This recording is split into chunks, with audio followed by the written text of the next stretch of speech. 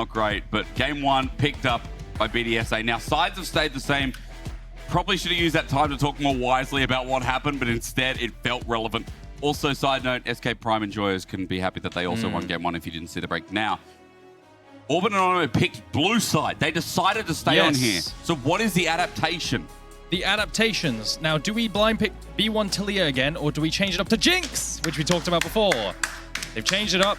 Now, what can you do with this Jinx? Sorry, that's a start. Form a reset comp. You can lane swap. Jinx is so versatile in this regard. Now, what do BDS have into it? You can play for a kind of stomping lane. Unfortunately, the best premier ones in the Varus, in the Callisto, are gone. Yep. So, Talia, going to be absolutely standard. What do you pair it off with? Volibear, probably. Okay, so, as you said, Volibear's there. I will also say things like Maokai have been bypassed so far. Remember BDSA? Banned. Okay, very nice to see. What else has been bypassed? Things like Xin Zhao think as well, Xin Zhao, low priority. But, I mean, those are other options. I just want to throw that out there. I was going to say, I'm glad Maokai's been banned because that was a bit of a surprise. But Volibear, as you said, Skumon's been doing really well. It's been his favorite of the tournament, I think, so far. One of the most played. Now, do we get the same old Poppy for Afro Boy, which he seems to come into today just absolutely loving, regardless of how many dashes there are on the team, or regardless of synergies? What would your response be? I would probably go something like Xin Zhao, have early firepower, and be able to force something like that, just to make up for the weakness of Jinx early.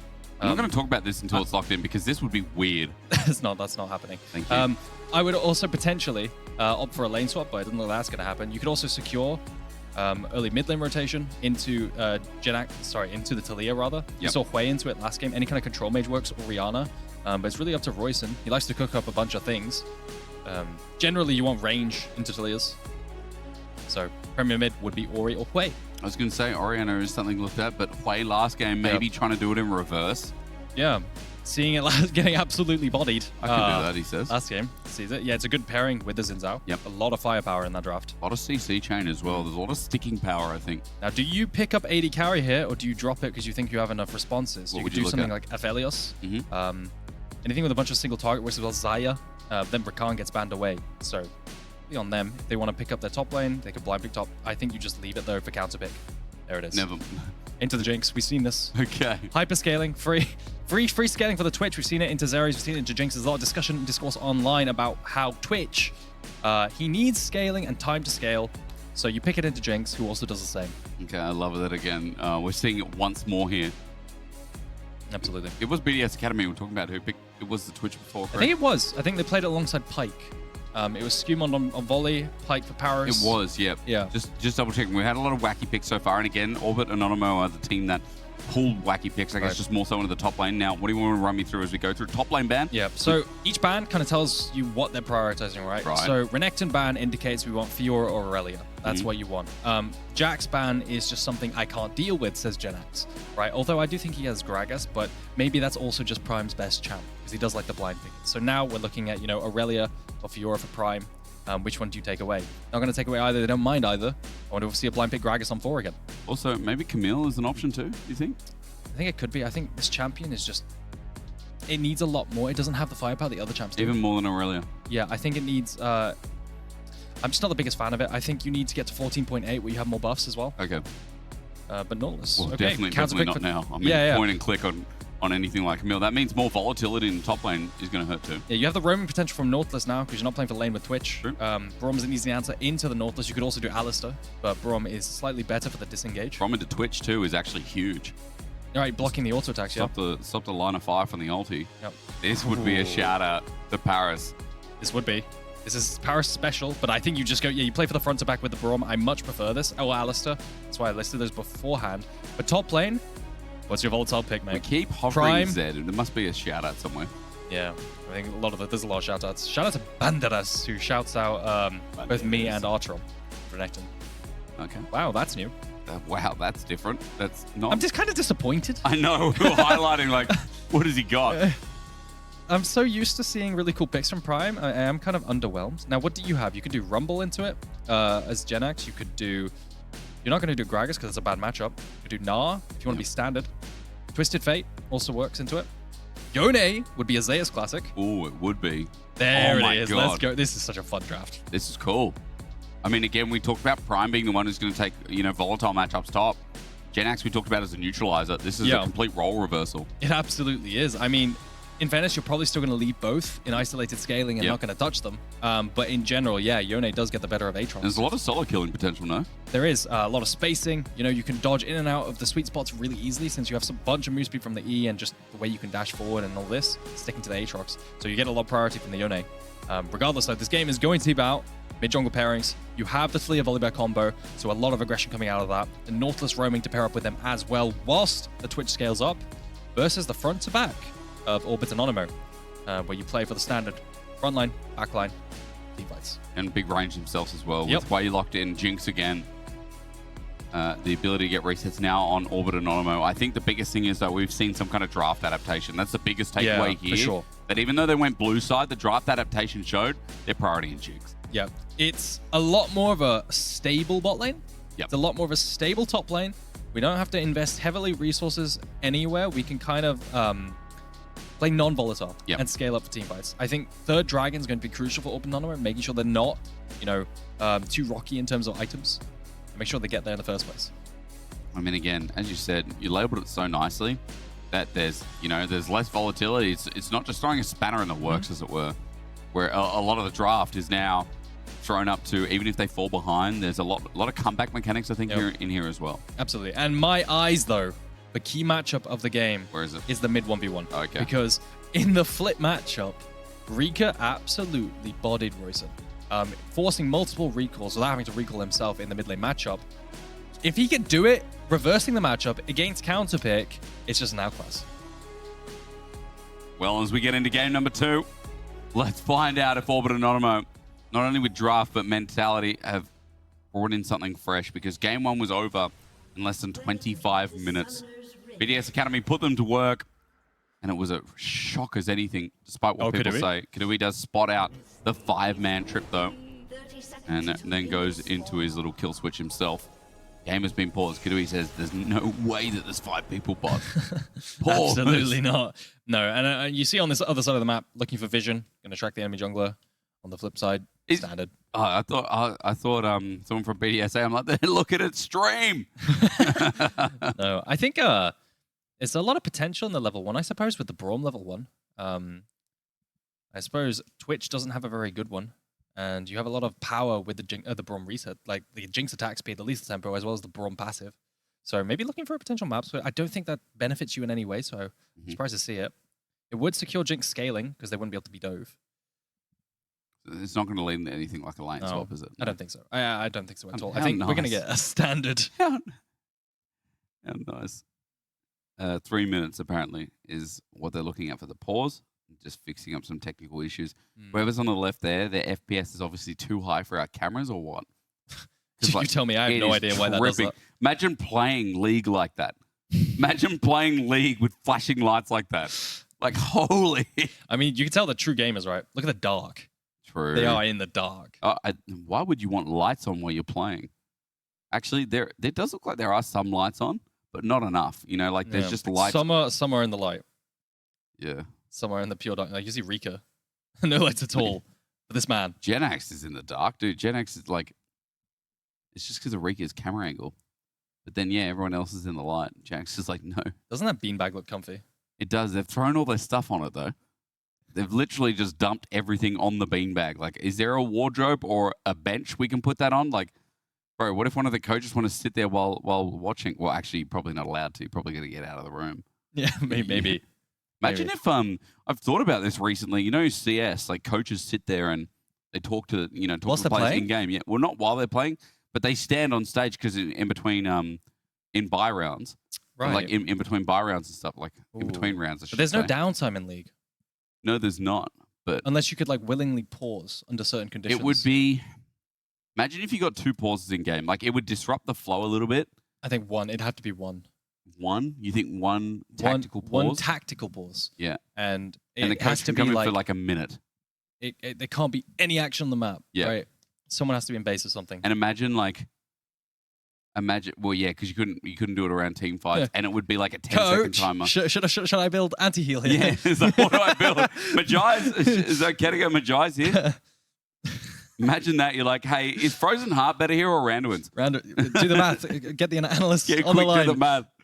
That would actually, I think it would liven, like, it would be annoying for the audience, but I think we'd get used to it, right? Because like in CS, there's tactical timeouts that only go for a minute, and people are used to it. You know, there's graphics for it, and obviously it only can be between rounds, which, as you said, like there's no between rounds for League. But I think it would be cool if, let's say, like, yeah, as you said, a lot of people at base or farming, and you know, there's a what pause is this next sequence of events we should do? Should we open through mid and then get mid push, move into the enemy bot side jungle? You know, what should we do? What's the best? You know, you've got bird's eye view. I think it would level it up. And then imagine they'd come back from the pause, and then like a team that's completely directionless just suddenly knows what to do.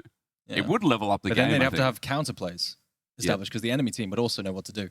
True. There'd be so much depth to this, actually. Because if one team is getting a timeout, then I feel like, like maybe both teams would agree. Oh, we're so far deep down a rabbit hole that'll never happen. No, but I think it could.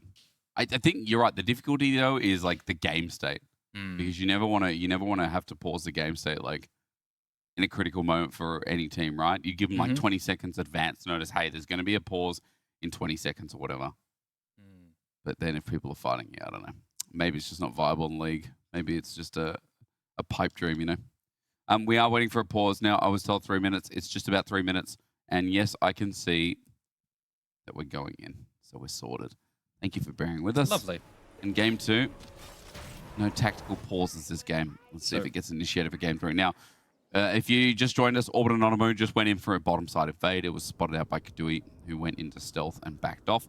But for now, standard lanes. And this is something we've noticed and kind of expected coming into today. Yep. I think a lot of people at home, like, maybe if you're uninformed, would have thought, yeah, we're going to get a lane swap or two today. These teams seldom do it. Yep. So these guys prefer regular League. Yeah. And so do I. So do a lot of people. Yeah. Twitch, Kadui gonna use his stealth to scout out potential clears, ward on the blue side blue buff, so they know he's not there either. So what are they gonna do? Late invade. They have Braum passive, so their 3v3 is incredibly strong right now. Yeah. It's gonna have to be a split map top side. Now I'm looking at potential, like how well can they punish the bot side with the Twitch? Can they dive? And the same goes for top. Can you dive the Aatrox with the Yone? Because Yone can take some pretty good trades. True. You have a volley bear, but it looks like it's not gonna be a lane swap. He's gonna run down, try and catch up on the clear. Okay, well, again, not like all minions there, so not gonna miss out on anything. But note that Paris is gonna be a little bit behind, so Kadui will absorb, what is it, 2-3 minions extra EXP down here, so we'll hit level 2 first. Yeah, curious moves coming in from Skumon. Missing pings from Orbit Anonymous because they're confused as well as what he's doing. He's conceding that, conceding the fact that he lost the blue buff, and he's just pathing back up. Okay. Just absolutely not invading, not going to cross map. They don't want to split the map. Maybe they're scared of the potential dives. Okay. I'm just going to go for a regular clear. Do raids down into bot side. That kind of indicate you're more concerned about bot rather than setting up top. Yeah, absolutely. Right, just in case of the 3 camp.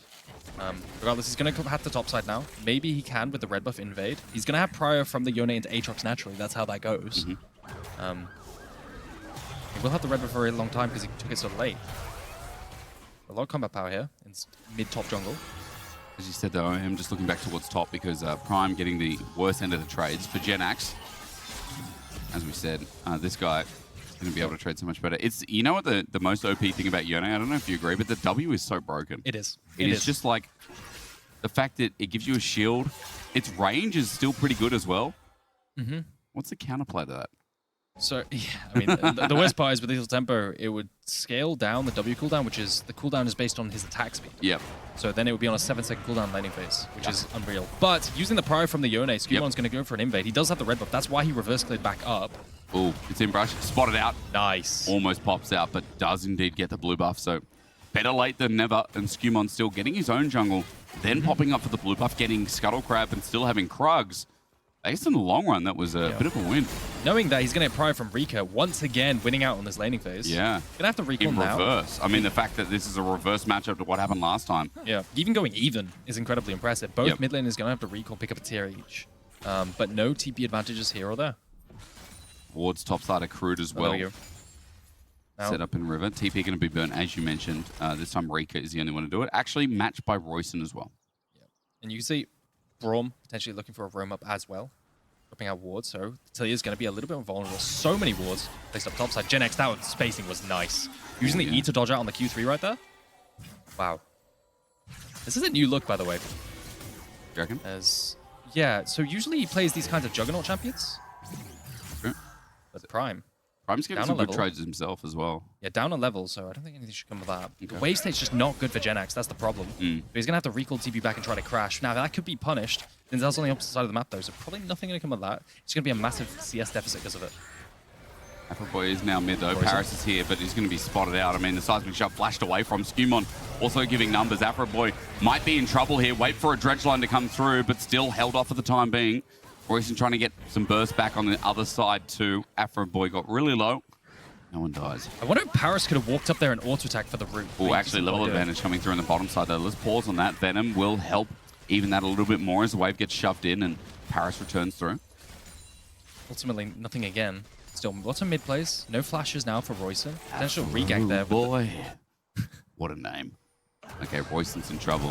Flash, no flash, slam, shove. You know what? When you said this duo is so OP, I mean, if that doesn't explain the point, I don't think anything will. Anything that Snap sets up the Talia W. Incredible duo. Yep. That's why the Poppy was absolutely horrific last game. But yeah, this duo going to lead into the grub take as well. Skumon being proactive yet again, finding the plays on the volley bear. And you've got to wonder, is this an adaptation to take away? Just thinking the same thing. Wow. Flash, shove down. As you said, the snap engage is just so perfectly set up. And Rika's set up again. First blood goes over to him.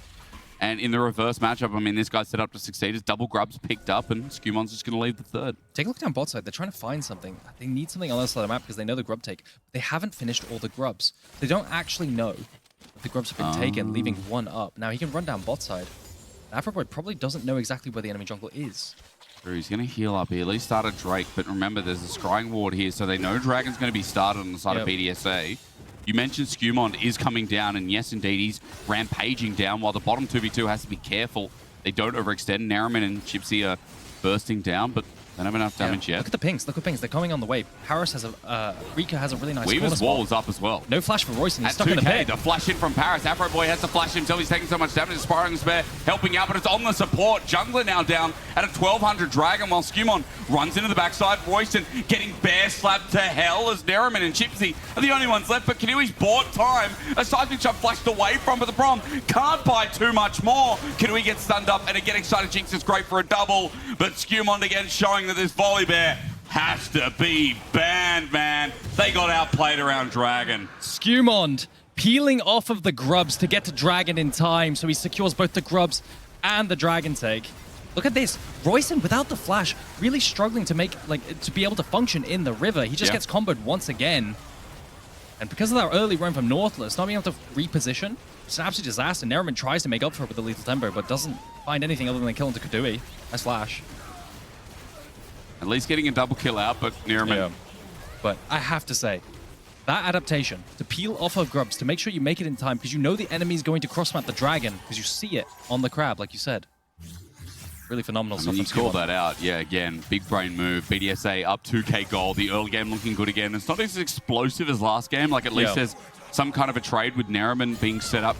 There's some kind of success. Weaver's what was there. Let's pause on that. Maybe flash. Not enough. Man, again, Royson. When you said mid-jungle decides this game, you really meant mid-jungle decides this game. Yeah, and it's all off of the back of Paris finding that roam early on, popping the wave flash, and they have just been ganking it and re-ganking it over and over. Paris, he does have the buffer if he wants to get out. Afroboy, if he goes on in, remember, he's still only level 5. No Crescent Guard. They turn on to Paris. Dredge line is there, but 2 more concussive blows needed. Chipsy is going to have to just walk on in to get the ward, but nothing more is taken. But 2.5k gold lead, and the early game is there. Look at Volibear. He's looking to invade the blue buff again on the respawn. I think the jungle is all his if he wants it. Oh, it is.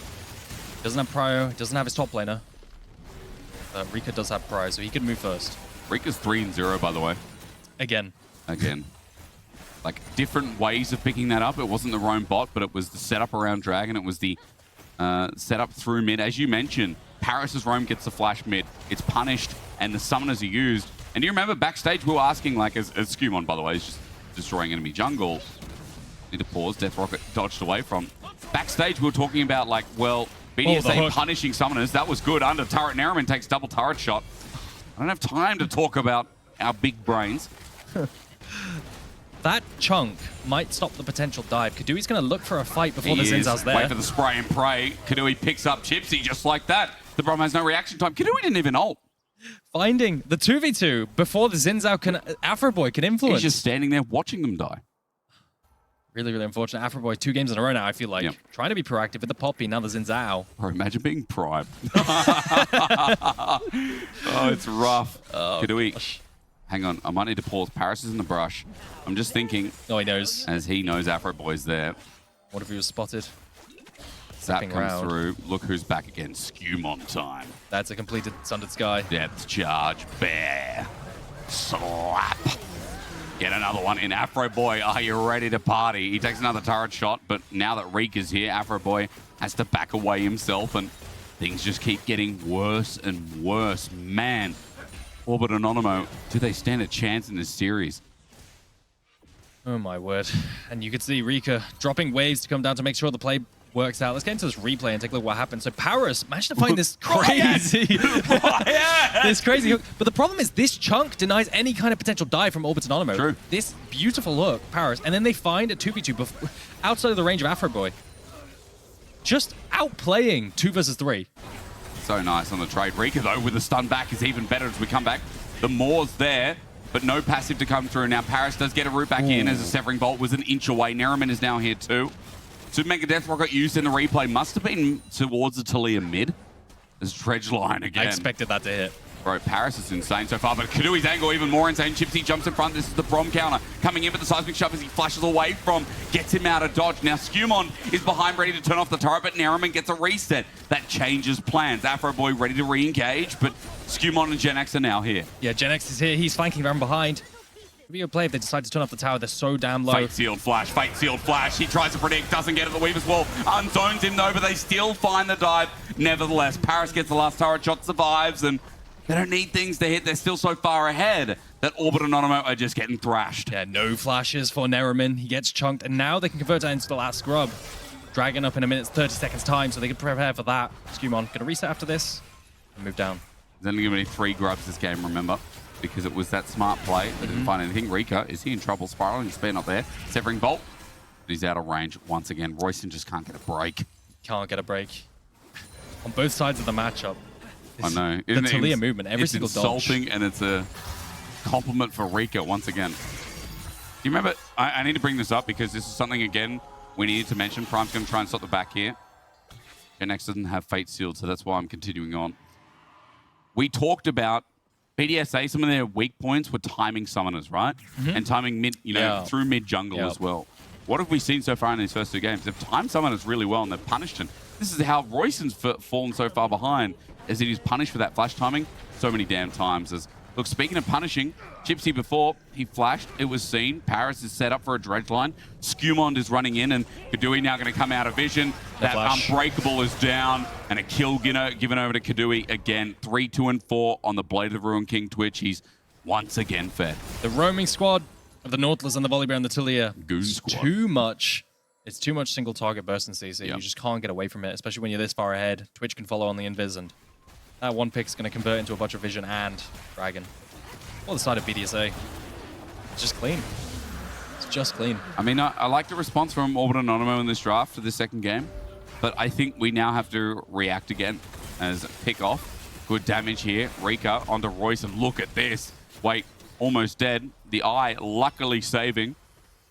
Skewmond heads up to Isengard just to see what all the trouble's about.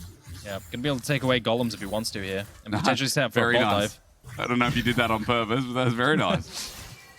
He has ultimate as well. He could have potentially looked for something down bot side. Now, you see the desperation from Orbit and Onomo. They need to find this play. He needs to potentially dive. I just don't think they have the gas. They have Sundered Sky completed. Yep. And speaking of items, I already mentioned Blade of the Ruin King. Dredgeline going to come through. Look at Talia. It's coming down.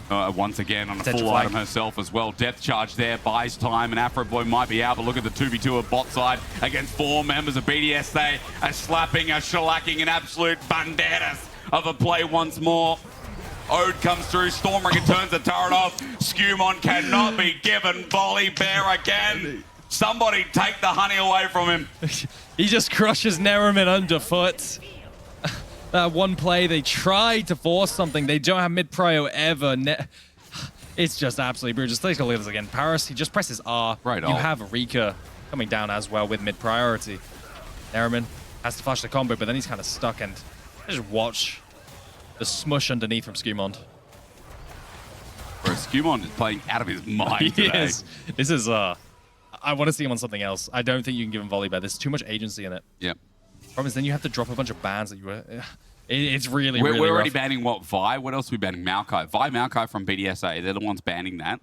Then first picking Volibear at their first, chance. This is going to be a solo kill. Get ready. Never let a Twitch roam free. The rat's out of his cage. And he is taking over the game as well. I've seen more kick Ws in this game than I have in a very long time. Yeah. Kills down bot side 1 versus 3. That's a Rift Herald take. You're on a ward. You do it. Flashes over the wall. Oh, that's something. Maybe they can regank and find a pick onto him. No summoners. It's a big shot down as well, 300 gold. True. Maybe an angle back into the game. As we'll take a look at Prime. Be a dive angle too. Well, an angle back in would be nice because it is 6.5k gold down at 15 minutes. And this turret, along with Prime, probably about to drop too.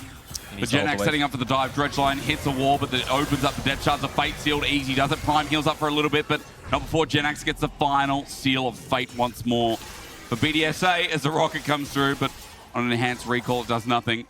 They just keep finding picks around the map, and even Genax is getting involved now. Yeah, it's just a roaming duo. Paris and Skumond. Oh, no. Old misses. Every single ultimate just completely whiffing. QW gone as well. Severing Bolt. Bro, Rika's stepping forward. He now flashes from the maw, seeing Afro Boy. He's playing on the edge. I really respect it. Forcing out cooldown. Creating space. Yeah.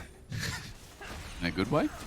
In a good way, I think. Yeah. Sometimes, most times, always in a good way. But that's another lane one. Top lane, usually in isolation. Usually in isolation. Just left to scale. I'm going to win.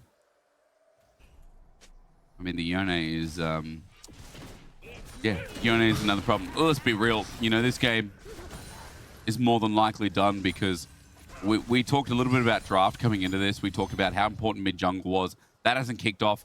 Afro Boy's been on the back foot once again in this game. Now on a Xin Zhao with a jungler that has more agency, arguably, than a Poppy. Like, we're looking at Jinx scaling. No way, Jose, are you getting to 3 items this game with the way this early game's gone. Look at the pings coming down bots. They know Xin Zhao's here. The only play they have is to gank the gank Kadui on this Twitch. Hello? What was that? Dead. Kadui! Hi. Just runs into the brush, sees Afro Boy, and Kadui. Just like a grin on his face. Kadui. That was... You have no summoners. You're the only gank opportunity they have. Regardless. Maybe this is winnable. Yeah, that's a big bounty. Maybe this is winnable. Objective bounty now as well. Skumond, he's big. Yeah, he is. He still has Stormbringer, though, and he's got Flash available. I mean, he's taking no damage. Afro Boy took the turret shots. Now it's stacked up, and Rika gets free access. Prime is here, though. Gets a reset on the turret, but Genax is set up for his own success, and Prime is still close, though, but still not dead. Genax goes back to his target, and for Orbit Anonymo, I take that. The kill, unfortunately, goes to Afro Boy, but they take down Rika. They get Skumond eventually, and it started with Kadui dying. We went from 8k to 5.5. Yeah, what just happened? It all starts with Kadui's strange face check. Is it this one? Yeah, I think this is the high. Oh, crap. Yeah, I have no summoners. Oh, meanwhile, we come back to live, and under turret, Genax is trying to dive it. Chispy and Royston, almost dropped down, and Genax used a Fate Seal to set that up. Paris is thinking about going in, but don't do it, brother. No one's nearby. Yeah, at least they closed the gap a little bit. No summoners now. Rika had to pop flash. Like, this whole interaction was pretty good, shutting down Rika, getting a big shutdown onto the Jinx. Jinx has 5 kills now. Like, he's not actually too far behind. He's parity with items for the Twitch. So maybe convert this into a 4th Drake fight, potentially. That's 3rd Drake going over to BDSA. But let's raise a new issue. BDSA, while they do have 3 dragons, and yes, that's something else that needs to be considered, they also have side lane threat for days. With Talia, with Yone. Like, how do you play a very extended, wide map versus BDS? That's not even all. That's not even all. They have the potential Twitch invisibility. And old Q. As much True. As gank options because of Twitch, right? With shadowing. What you can do is you can shadow the side laner with Twitch. You can do this with any kind of invis champion, like Action as well. And you can never really walk up. So yeah, they're going to suffocate in terms of the side lanes. It's probably going to convert into a bunch of jungle camps too. Royce. Here it comes. Bear and Bob Ross round 2, man. Here we go. Dredgeline not going to connect, nor is the Weaver's Wall. Tries to zone them out, so that is an ulti down. Kidui is waiting on the fringe again of a fight, trying to find the right angle with the spray and pray.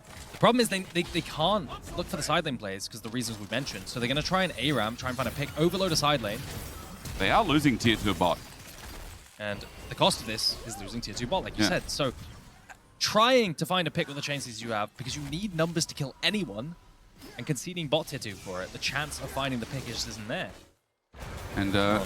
and the rest of the Goon squad are coming in here, stealing away jungle. Now for Skumon, it might be dangerous because he's going to get rooted back in. Dredgeline, they know they've got no chance of a fight as Prime is a new target, but he has to storm ring around. They still get the kill though because Rika is so overwhelmingly fed. Crescent guard out from Afroboy. That buys him time, but Rika now waiting on the cusp of the fight once again, looking at Chipsy as there's at least a reset for Nerum, and he gets excited. He gets a chance. Severing Bolt gets them in their face, but Skumon rejoins the fight, takes out the threat, and that's not even with the Yone there. He was playing in a side lane, BDSA playing with their wallets, and all the money in the world being thrown at Orbiter and Anonymous once again in game 2. Trying to find the 4 versus 5, and they do. They absolutely do find it. Kidui waits for the perfect moment. He finds the spray and pray. Absolutely 1 versus 9's that fight at the end of it. No threats left. And Rika, I was really worried for BDSA actually to the end of that. They had Genax split pushing down bot side. They could have just played slowly and let him take the towers. They can't do it. They can't do it. All right, replay time, because again, flexing at this point. Yeah, let's take a look. Let's watch the threats onto Kidui specifically, because everything gets used, right, onto Skumon, onto Paris. That leaves no spells to stop Kidui when he eventually does open up. So he's off the side right now, but he eventually wraps around. Everything gets used.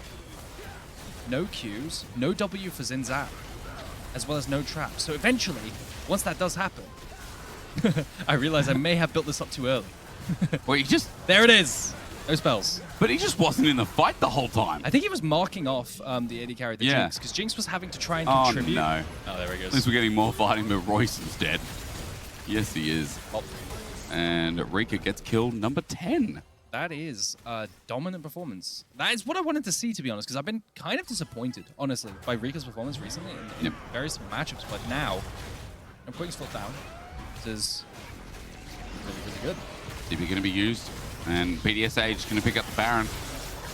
Ultra League on their last legs, and even though there was some mistakes from BDSA that looked like there was a potential comeback, even after I dismissed it. You know, Nerima might be fed, but there's just not enough damage in the world right now to take on any kind of fight with BDSA. Baron picked up 10k gold lead. Side lanes are a nightmare, and the mobility of this comp, look at how hard it is right now for Orbit and Anonymous to match. Like, they're trying to push in bot, get a trade, but before you know, to BDSA, they're not resetting. They're just going down mid and top. Yeah.